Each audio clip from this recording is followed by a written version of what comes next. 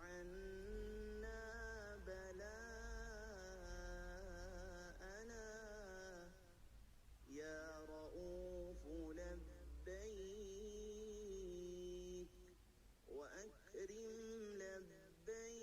لبيك وأن يبعث من في القبور اللهم ارزقنا خير الدارين مع القرب والإخلاص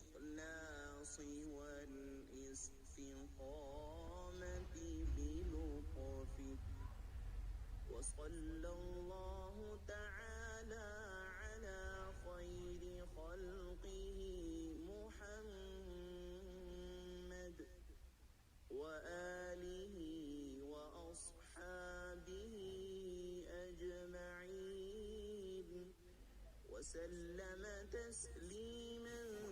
كثيرا كثيرا برحمتك يا